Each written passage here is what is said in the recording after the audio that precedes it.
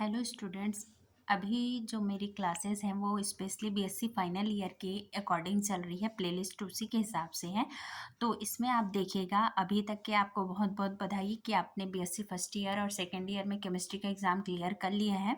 और आपने second year का ऑर्गेनिक केमिस्ट्री और फिजिकल केमिस्ट्री से तो आप सभी वाकिफ़ होंगे कि कैसे ऑर्गेनिक केमिस्ट्री का केमिकल रिएक्शन हमें याद नहीं होता था, और फिजिकल केमिस्ट्री का जो मैथमेटिकल टर्म्स था थर्मोडायनेमिक्स वाला, उसमें हमें कितनी कठिनाई होती थी। अभी आप लोगों ने 2 साल ओपन मोड में आपने एग्ज़ाम दिया है, पर आई होप कि फाइनल ईयर में ओपन बुक मोड नहीं होगा, तो इसके लिए आपको अभी से प्रिपेयर हो जाना चाहिए। और एक किसी भी एग्ज़ाम के लिए, स्पेशली मैं केमिस्ट्री के लिए बता रही हूँ कि आप एग्ज़ाम में किस प्रकार से अपनी अभी से तैयारी शुरू कर देना चाहिए, जिससे आपको एग्ज़ाम में बहुत अच्छा मार्क्स मिले। और एग्ज़ाम में मार्क्स लाना ही आपका एम नहीं होना चाहिए, आपका नॉलेज कैसे इम्प्रूव हो। देखो, आप एग्ज़ाम के 1 महीने पढ़ोगे तो आप ऊपर-ऊपर से पढ़ते हो, जब एग्ज़ामिनर आपकी कॉपी चेक करता है उसको समझ आ जाता है कि बच्चे ने कितना पढ़ाई किया है। तो आपको फाइनल ईयर में आ गए हो, आगे आपको मास्टर्स करना है। If anyone is interested in chemistry, then क्या है कि यदि आपको केमिस्ट्री में इंटरेस्ट है तो आपको फाइनल ईयर में ये बेसिक है, आपको उतना बताने की ज़रूरत नहीं है फाइनल ईयर में। फिर भी बीएससी फाइनल ईयर में आपका टोटल होगा 150 मार्क्स के क्वेश्चन आएंगे। आपका पूर्णांक 150 रहेगा, जिसमें 100 मार्क्स थ्योरी रहेगा और 50 नंबर प्रैक्टिकल होता है। प्रैक्टिकल का आपको उतना वो नहीं होता, क्योंकि आप अपने लैब में जाते हैं, एक्सपेरिमेंट करते हैं, पर आपका साल भर का परफॉर्मेंस देन आफ्टर आपका वाइवा ही डिपेंड करता है कि आपको ये 50 में से कितने मार्क्स मिलेंगे। उसके बाद आपके इंटरनल मार्क्स, ये सारे आपके जो क्लास में पढ़ाते हैं वो सब ऑब्जर्व करके ही आपको ये 50 मार्क्स दिया जाता है, पर ये पूरा 100 मार्क्स आपके अंडर होता है। तो ये 100 मार्क्स में क्या होता है, 33 आपका इनऑर्गेनिक केमिस्ट्री का पेपर होता है, 33 आपका ऑर्गेनिक केमिस्ट्री, और 34 जो है वो फिजिकल केमिस्ट्री का नंबर होता है। अब इनऑर्गेनिक केमिस्ट्री में 1 2 3 5 यूनिट्स होते हैं, सेम ऐसी ऑर्गेनिक केमिस्ट्री और फिजिकल केमिस्ट्री में होता है। तो यदि आपको एग्जाम में बहुत अच्छा मार्क्स लाना है तो क्या करना चाहिए, खुद से ही पढ़ना स्टार्ट कर देना चाहिए, है ना। अभी आप फाइनल ईयर में पहुंच गए हो, आप अपना बुक रखिए और केवल अनसॉल्व पेपर रखिए। तो अनसॉल्व पेपर में क्या करना है आपको, अभी ये अगस्त चल रहा है ना, अगस्त, सितंबर, अक्टूबर और यहाँ तक नवंबर, है ना। नवंबर तक के आपका नवंबर, और ये क्या हुआ, दिसंबर।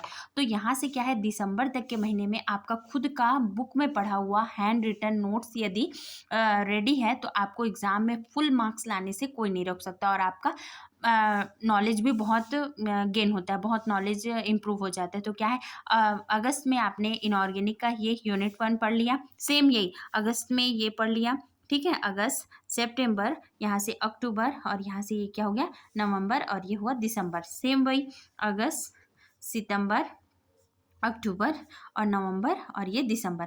वरना हम क्या करते हैं, हमारे एग्जाम के टाइम में जब हमें पढ़ने का टाइम नहीं मिलता तो हम एग्जाम में क्या करते हैं, सिर्फ 3 यूनिट पढ़ के जाते हैं। मतलब सोचो, जब आपने एग्जाम में 60% बस पढ़ के जा रहे हो तो आपके एग्जाम में कोई गारंटी नहीं होती कि आपको 60% में केवल 60% ही मार्क्स मिलेंगे। आप यदि 100% तैयारी करते हैं तब कहीं जाके आपको 60 या 70% आपको मार्क्स मिलता है ना। तो यहाँ से क्या हो गया कि आप अगस्त में ऑर्गेनिक केमिस्ट्री का 1 यूनिट पढ़ लिया, फिजिकल केमिस्ट्री का 1 यूनिट पढ़ लिया, और इनऑर्गेनिक केमिस्ट्री का 1 यूनिट पढ़ लिया, ठीक है। उसके बाद सितंबर में ये तीनों पेपर का दूसरा यूनिट, अक्टूबर में ये तीसरा यूनिट, नवंबर में चौथा और ये 5वां यूनिट, ठीक है।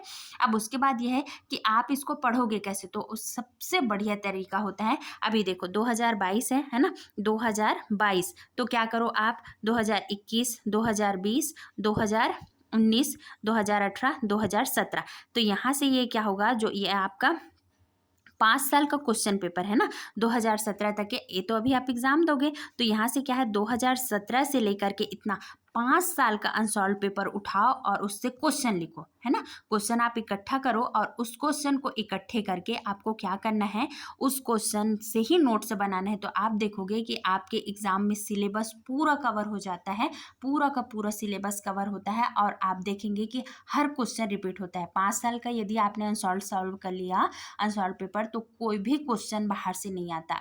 यूनिवर्सिटी में कोई भी क्वेश्चन बाहर से नहीं आता न्यूमेरिकल को छोड़ के। वैसे भी न्यूमेरिकल का वेटेज उतना नहीं रहता। और आप यहाँ से देखोगे कि जो एग्ज़ाम में आपको सिलेबस पहले पढ़ लेना चाहिए, है ना।